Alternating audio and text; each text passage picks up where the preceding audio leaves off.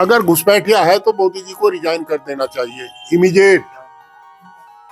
अगर वो अपने देश की सीमाओं की रक्षा नहीं कर सके तो यही सवाल मैं उनसे करता हूँ, अगर वो अब भी घुसपैठिया आए तो कहां से आए, और अगर वो अपने देश की सीमाओं को सुरक्षित नहीं रख सकते तो दे शुड रिजाइन।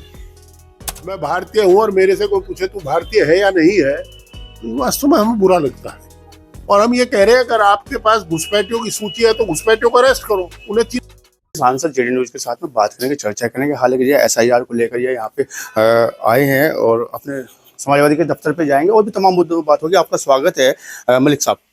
धन्यवाद। सर, एसआईआर का जो मामला चला आ रहा है, किस तरह से देखते हैं इसको एसआईआर को? देखिए, ये कमेरों की वोट रोकना चाहते हैं।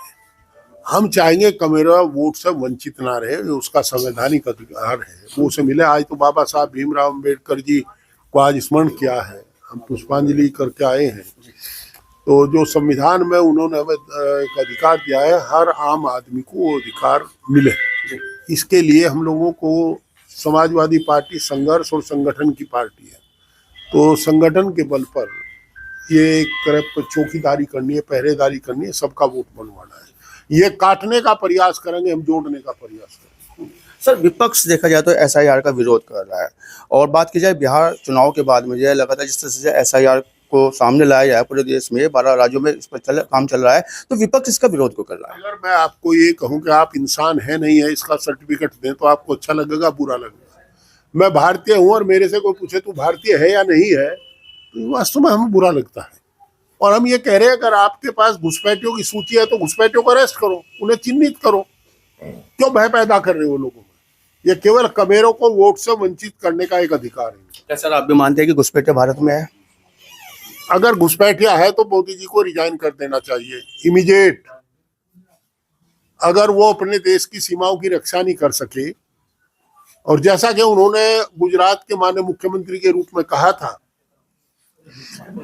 कि देश की सीमाएं जब केंद्र सरकार के अधीन है तो कोई घुसपैठिया आए तो आए कहां से, तो आज यही सवाल मैं उनसे करता हूं, अगर वो अब भी घुसपैठिया आए तो कहां से आए, और अगर वो अपने देश की सीमाओं को सुरक्षित नहीं रख सकते तो दे शुड रिजाइन। देना चाहिए रिजाइन उनको, है मोदी जी को रिजाइन देना चाहिए। कह रहा है इस्तीफा दे देना चाहिए, सरकार को दे देना चाहिए। और सर, क्या विपक्ष पे बड़ा प्रभाव पड़ेगा, प्रभावित करेगा एसआईआर? विपक्ष में कोई देखो, मेरी बात सुनो, विपक्ष संवेदनशील है, विपक्ष चाहता है सबका सम्मान बचा रहे। जब तक हम वो कमेरों की लड़ाई लड़ते रहेंगे, मजलूमों की लड़ाई लड़ते रहेंगे, और उनके साथ अगर जुल्म ज्यादती करने का कोई प्रयास करेगा तो हमें बुरा लगेगा। क्या मुस्लिम वोटों को प्रभावित किया जा रहा है एसआईआर से? मैं बात करता हूँ सरसावा में, सर पूरी बात होने दीजिए। सरसावा के ब्लॉक में 11 बीएलओ सहायक थे, सॉरी 31 बीएलओ सहायक थे, 31 को हटा दिया 35 में से, जो मुस्लिम वर्ग से आते थे।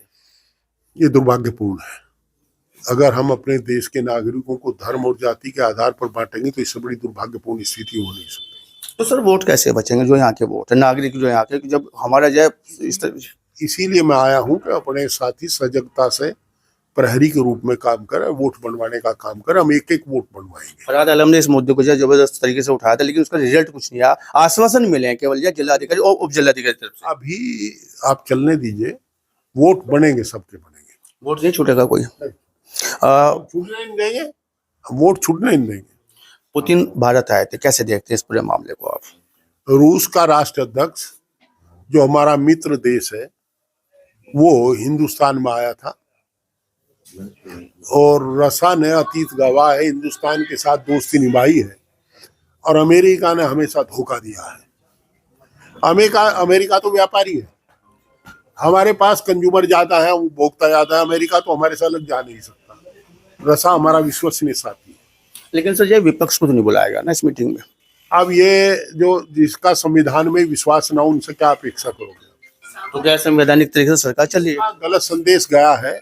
अगर विपक्ष के नेता विरोधी दल को बुलाते तो अच्छा संदेश जाता है कि भारत एक है। तो हमारे साथ में हरिंदर मलिक जी सांसद है और प्रोसेशन में चर्चा की है, और ये भी कहा कि एसआईआर से कोई वोट कट नहीं दिया जाएगा। धन्यवाद सर आपको।